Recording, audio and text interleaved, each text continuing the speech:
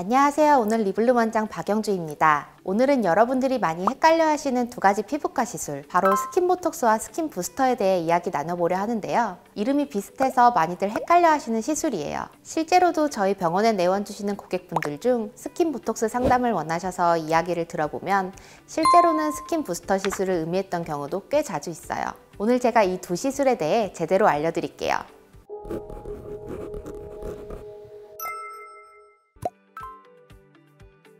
제가 생각하는 스킨보톡스와 스킨부스터의 가장 큰 차이점은 바로 성분과 효과가 나타나는 시간에 있어요. 스킨보톡스는 우리가 알고 있는 보톡스를 희석해 진피층에 직접 주사하는 방식의 시술이에요. 보톡스라고 하면 일반적으로 근육을 마비시켜 주름을 펴는 데 사용되지만 스킨보톡스는 이와는 다르게 잔주름이나 피부결 개선에 초점을 맞추고 있어요. 효과는 일반적인 보톡스보다 조금 빠르게 시술 후 3일에서 1주 정도 지나면 나타나게 되고 보통 한 달 정도 후에 최상의 효과를 보이는 것 같아요. 스킨보톡스의 지속기간은 피부 상태나 연령에 따라 차이가 있지만 보통 3개월 정도 유지돼요. 스킨부스터는 피부의 재생을 도와주는 영양성분을 의미해요. 이 시술의 경우 스킨보톡스와 마찬가지로 피부 진피층에 직접 주사하는 방법과 레이저를 통해 흡수시키는 방법으로 진행할 수 있어요. 근본적으로 피부 개선에 도움이 되는 영양성분이라는 점에서 스킨보톡스와 차이가 있어요. 대표적인 스킨부스터로는 리쥬란, 주베룩, 엑소즘 등이 있습니다. 스킨보톡스의 경우 한 번의 시술만으로도 피부가 눈에 띄게 좋아질 수 있는데요.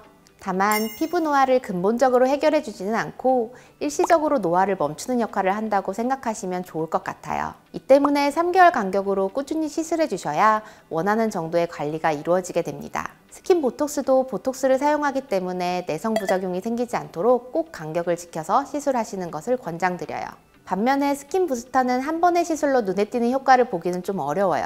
이는 앞서 말했듯 목적이 다르기 때문인데요. 스킨부스터의 경우 반복 시술을 통해 피부를 재생하고 염증을 가라앉혀 건강한 피부를 만드는 것이 목적이기 때문에 효과를 느끼는데 짧게는 한 달, 길게는 3개월 이상 소요될 수도 있어요.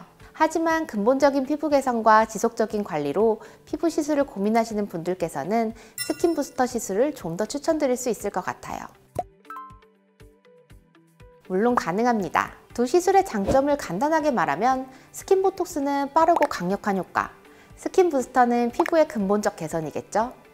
두 시술을 동시에 진행하면 빠르면서도 장기적인 효과를 가져갈 수 있으니 당연히 더 좋을 거예요. 최근에는 한 가지 스킨부스터만 사용하는 것이 아니라 각 개인의 피부 고민에 맞춰 스킨부스터나 스킨보톡스, 물광주사 등을 섞어서 개인 맞춤 시술을 진행하는 분들도 많이 계시기 때문에 내원하셔서 원하는 방향을 잡으시면 좋을 것 같습니다.